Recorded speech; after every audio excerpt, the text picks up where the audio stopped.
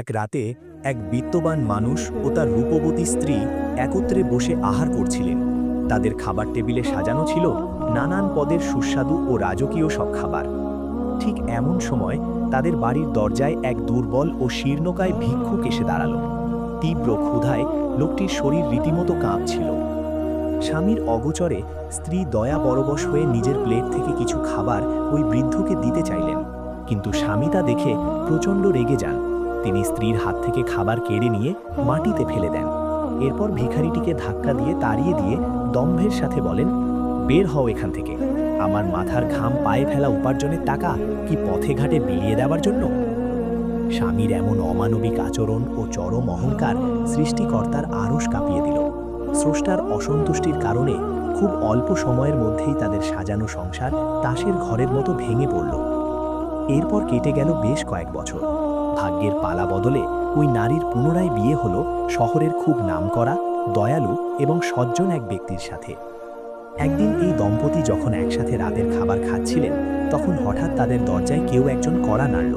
স্ত্রী দরজা খুলতেই বিস্ময়ে তার হাত পা হিম হয়ে গেল। তিনি দেখলেন বাইরে এক অত্যন্ত নোংরা ও জীর্ণ পোশাকে এক ভিখারি দাঁড়িয়ে আছে। তাকে দেখেই নারীটি ছুটে ঘরের ভেতর চলে এলেন এবং অঝরে কাঁদতে শুরু করলেন। তার কান্নার বাঁধ যেন কোনোভাবেই মানছিল না। স্ত্রীর এমন অবস্থা দেখে বর্তমান স্বামী চিন্তিত হয়ে পরম আদরে জিজ্ঞেস করলেন, কি হয়েছে তোমার?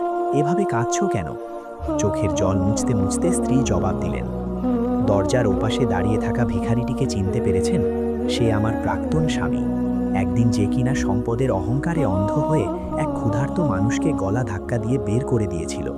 আর আজ ভাগ্যের কি নিষ্ঠুর খেলা দেখুন, এক মুঠো খাবারের আশায় সেই আজ মানুষের দ্বারে দ্বারে ভিক্ষে করে বেড়াচ্ছে। সব কথা শুনে বর্তমান স্বামী মৃদু হাসলেন। স্ত্রীর দিকে মমতা ভরা দৃষ্টিতে তাকিয়ে ধীর কণ্ঠে বললেন, আমার প্রিয়তমা, তুমি কি জানো সেদিন তোমার সেই অহংকারী স্বামী যাকে চরম অপমান করে তাড়িয়ে দিয়েছিল, সেই ক্ষুধার্ত ভিখারিটি ছিলাম আমি নিজেই। মহান আল্লাহ সেদিন তার সব অহংকার চূর্ণ করে আমাকে এই সম্মান দিয়েছেন, আর আমার ধৈর্যের প্রতিদান স্বরূপ তোমার মতো রত্নকে আমার জীবনের সঙ্গী করেছেন। একটি কথা সবসময় মনে রাখবেন, সময় ও প্রকৃতি কখনো কাউকে ছেড়ে কথা বলে না। অহংকারী মানুষের ধ্বংসের প্রধান কারণ। এই শিক্ষণীয় গল্পটি যদি আপনার হৃদয় ছুঁয়ে যায়, তবে অন্যদের সাথে শেয়ার করে তাদেরও সচেতন হওয়ার সুযোগ করে দিন।